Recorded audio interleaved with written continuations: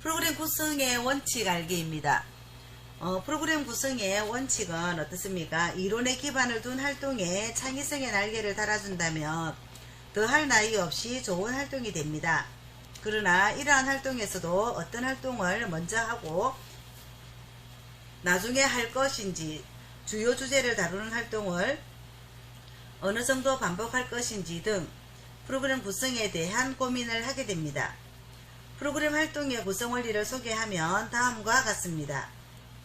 핵심적인 주제를 다루는 프로그램 활동은 1회기로 끝내지 않고 여러 번 반복합니다.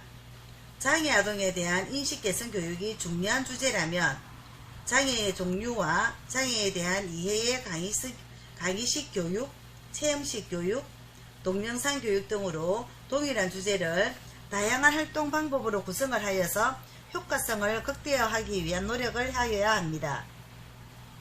그리고 단순한 활동에서 복잡한 활동으로 구체적인 것에서 추상적인 것으로 배치하여야 하며 처음부터 어려운 내용들을 다루게 된다면 많은 클라이언트가 중도 탈락하는 결과를 초래하게 됩니다. 그래서 처음에는 모든 클라이언트가 부담 없이 참여할 수 있는 단순한 활동들로 구성을 하고 이에 익숙해지면 어떻습니까? 점차 복잡한 활동으로 참여하게 합니다. 그리고 선행 활동들의 경험이 충분히 수용된 경우는 복잡한 활동들이 무리 없이 수행될 수 있어야 합니다. 이때 클라이언트의 흥미와 동기부여가 프로그램의 처음부터 끝까지 고려가 되어야 할 것이며 자칫 활동이 복잡해지면 클라이언트의 흥미를 상실할 수도 있으므로 이를 살릴 수 있는 적절한 활동 방법을 고민하여야 합니다. 그리고 어떻습니까? 대상자의 다양성, 활동의 다양성 등이 모두 고려되어야 합니다. 다양성의 원리란 프로그램 참여자 개인들이 갖고 있는 욕구, 특성, 관심과 흥미, 능력 등이 충분히 발휘될 수 있도록 다양하고 융통성 있는 방법으로 프로그램이 조직되어야 함을 의미합니다.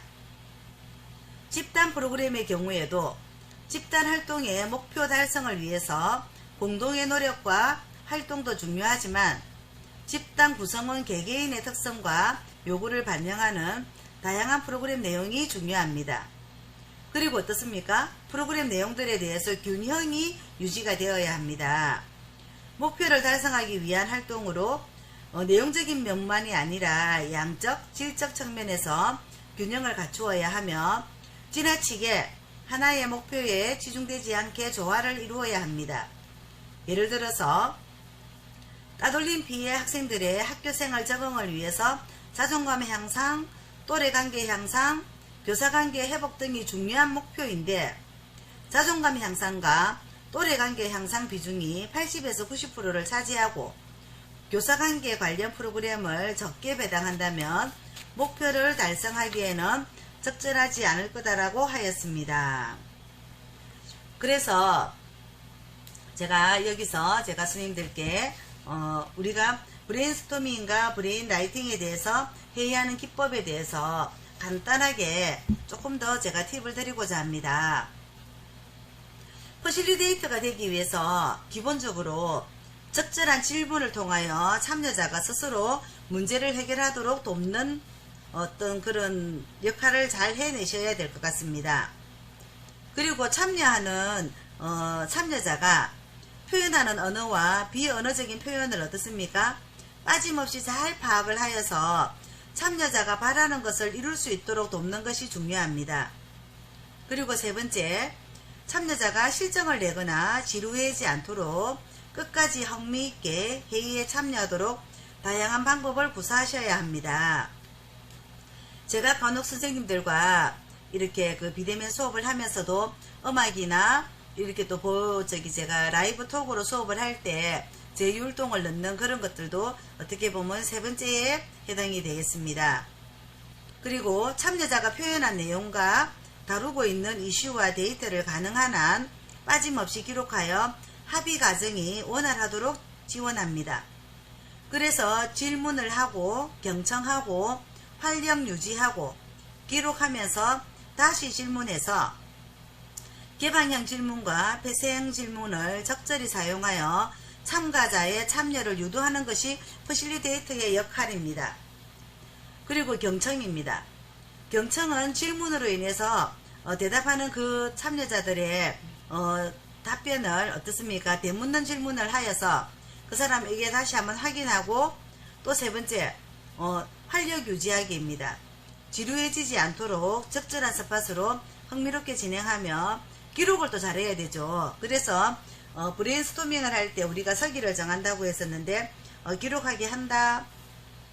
그리고 각자가 느끼거나 해석한 사항으로 개별 기록이 되기 때문에 차이가 생기는 것을 방지하기 위해서 공동의 기억을 돕는 기록을 한다.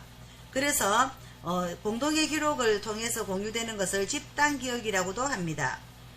그래서 다양한 사람이 모여서 하는 현대인들에게 필요한 기법들입니다.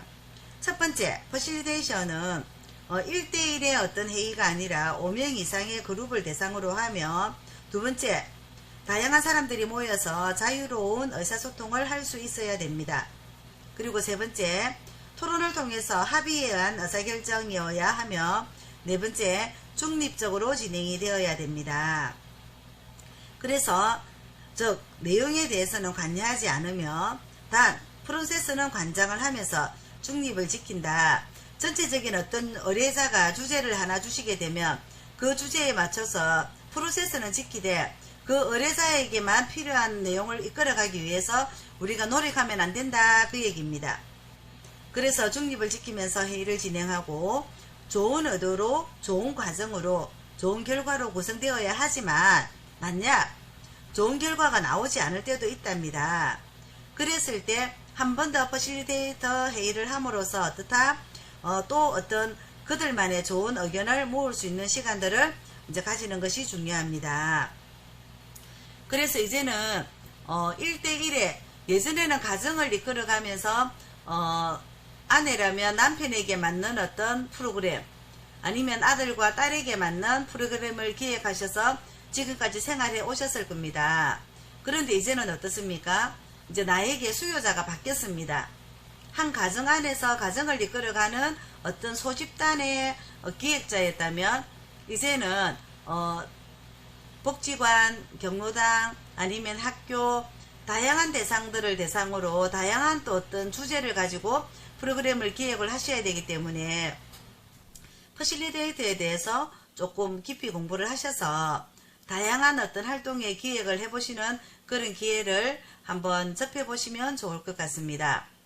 이제 세 번째 강의이기 때문에 제가 스님들께 또 한 가지 퀴즈를 내도록 하겠습니다. 브레인스토밍과 브레인라이팅에 대한 장점